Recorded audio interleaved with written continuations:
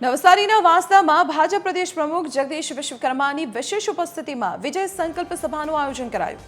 નાણામંત્રી કનુ દેસાઈ, પ્રદેશ મહામંત્રી પ્રશાંત કોરાટ, સાંસદ ધવલ પટેલ સહિતના મોટી સંખ્યામાં આગેવાનો ઉપસ્થિત રહ્યા। કેન્દ્રમાં મહિલાઓને 33% અનામત આપવામાં કોંગ્રેસના વિરોધ મુદ્દે ભાજપ પ્રદેશ પ્રમુખે રાહુલ ગાંધી પર આકરા પ્રહાર કર્યા હતા।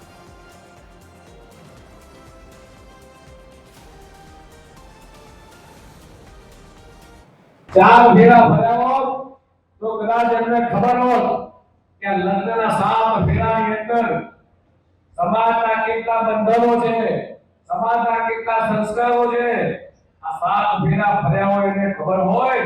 પણ રાહુલ બાબા તો પોતે કુંવારા છે અને હજી 53-54 વર્ષ છે, હજી એ વારો આવે નથી, ના તો સત્તામાં વારો આવે એમ છે, એના લગ્નના મંડપમાં ચોરીમાં 7 ફેરા ભરવામાં વારો આવે છે।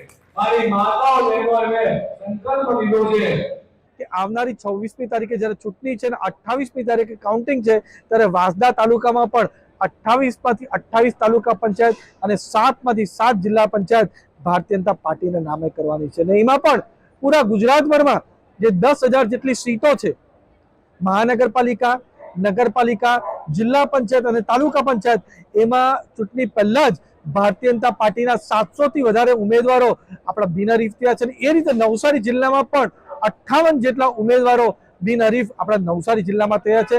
ચૂંટણીના પરિણામ પહેલા જ 700થી પણ વધારે ઉમેદવારો બિનહરીફ થયા છે। કોંગ્રેસ અને અન્ય પક્ષોએ પરત ફોર્મ ખેંચ્યા છે, એમાં નવસારી પણ ખૂબ મોખરે રહ્યું છે। 58 જેટલા ઉમેદવારો બિનહરીફ થયા છે, બાકી રહેલા ઉમેદવારો અમારા ડોર ટુ ડોર લોકો વચ્ચે જઈ રહ્યા છે।